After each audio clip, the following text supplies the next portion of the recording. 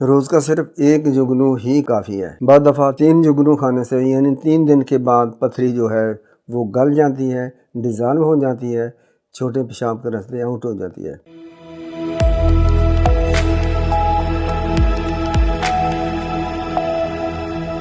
السلام علیکم۔ پتھری صدیوں سے انسان کے وجود میں یہ بڑھ رہی ہے، اس کے بے شمار نسخہ جات ہیں، بہت سے لوگ نسخہ جات بتا رہے ہیں، میں بھی آج پہلے بھی بتائے ہیں، آج بھی بتاتا ہوں۔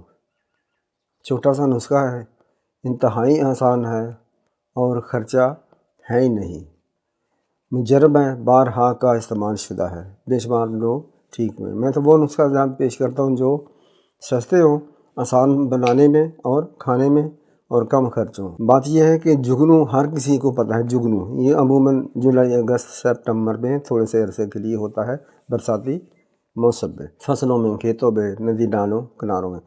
جگنو آپ لے لیں، اس کو آپ سکھا لیں، مر جائے گا۔ اب یہی نسخہ ہے، آپ نے اس کو پانی سے نگل لینا ہے یا کیپسول میں بند کر کے کھا لیں، یہ حرام بھی نہیں ہے، ٹھیک ہے۔ پرانی سے پرانی کتب میں یہ کہیں کہیں لکھا ہے اور میں نے تو آزمایا ہے۔ روز کا صرف ایک جگنو ہی کافی ہے۔ بعض دفعہ 3 جگنو کھانے سے یعنی 3 دن کے بعد پتھری جو ہے وہ گل جاتی ہے، ڈیزالو ہو جاتی ہے، چھوٹے پیشاب کے راستے آؤٹ ہو جاتی ہے۔